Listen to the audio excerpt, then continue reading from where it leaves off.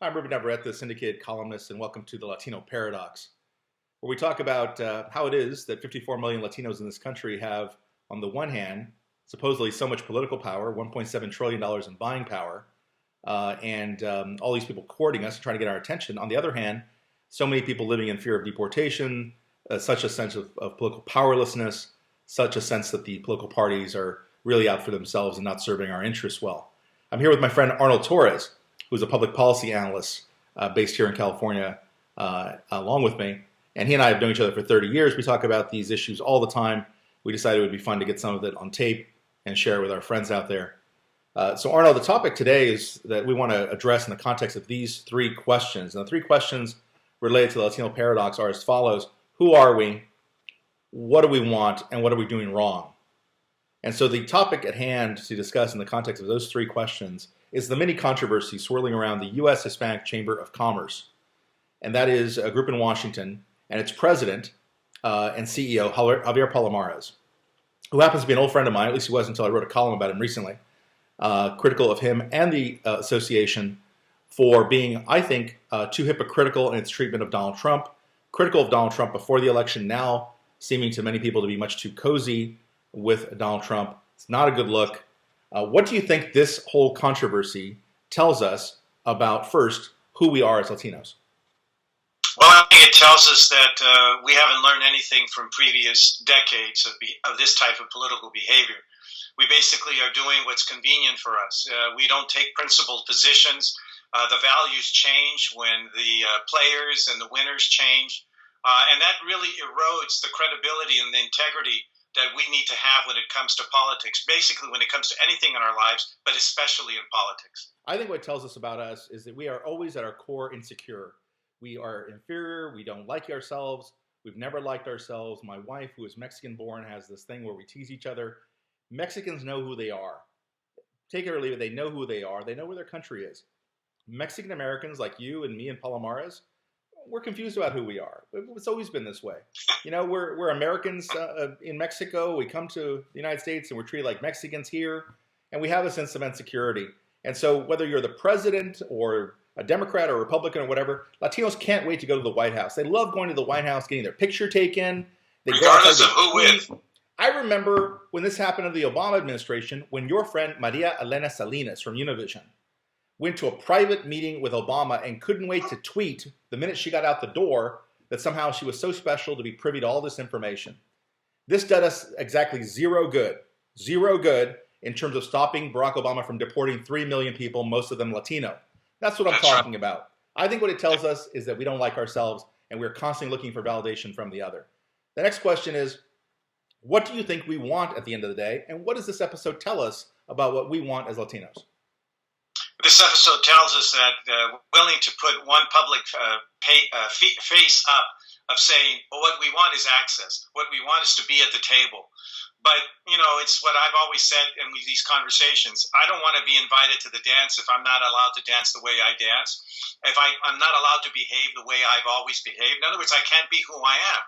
And I think this is exactly what we always get into. We rationalize the fact that, we have to have a place at the table.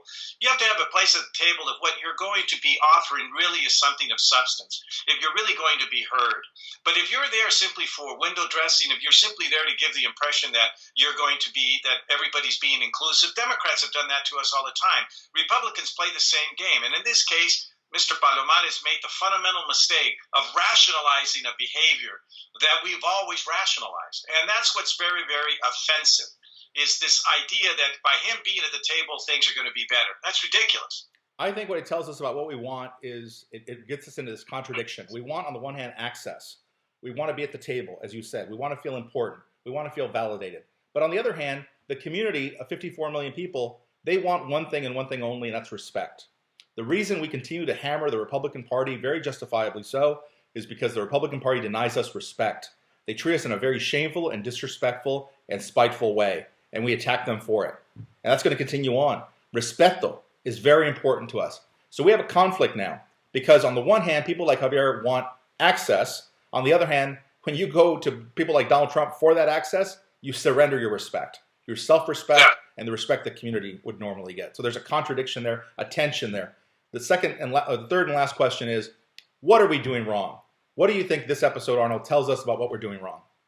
I've been a firm believer that throughout all of these years of advocacy that I've been a part of, which has been better than 35 years, the real serious problem is that we have a very unprincipled position. We really don't function with integrity. Whether we're a Republican or whether we're a Democrat, we don't stick to those principles that we say that we believe in and that we're representing. It's always a moving target. It's always about posturing. It's never about the policy. It's never about solving a problem. It's always about partisan politics. It's always about now becoming an ideological argument. We're becoming as bad as the gringos we always criticize in both the Republican and Democratic Party as being ideologues. Yeah. In other words, we're getting into this trap of getting into polemics, and we don't seem to be able to step away from that. I think what we're doing wrong is that we want to have our cake and eat it too. We want to get to the table on the idea that we represent Hispanics. Javier has said over and over again in all of these sound bites, he gets on television, he collects this very substantial salary, all because he represents Hispanics, and he talks about that. Well, when you do that, you do represent me then. When you act this way, you shame on me. You make it look bad on me. You make me look bad, you make all of us look bad. Because you basically tell a president like Trump that you can beat us up, treat us like your personal piñata for 18 months that you would beat up on to amuse the white people. So that the white people in Iowa would clap for you as you made these jokes and cracks about Mexicans and how you're going to make Mexico pay for the wall and everybody cracked and all this other stuff. And then you have to come forward and you say you want to be the president of a Hispanic organization. Well, everything you do then is in my name. It's on my back. You work for me, okay? You work for me, cabron. And this is what has gone wrong.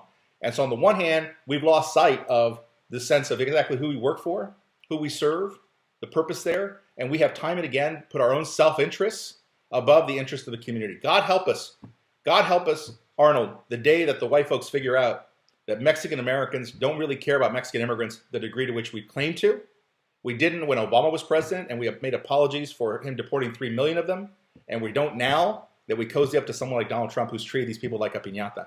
When it all comes out, it's going to come out bad for us because people will finally figure out that this is a political convenience, and at its core, these Mexican Americans do not care what happens to their Mexican brethren. This is the Latino Paradox. Folks, it's been great being with you. We'll be back again another time soon with another issue, and we'll talk about those 3 central questions. Again, who are we? What do we want? And what in the hell are we doing wrong? This is Ruben Navarrette, joined by my friend Arnold Torres. Until next time.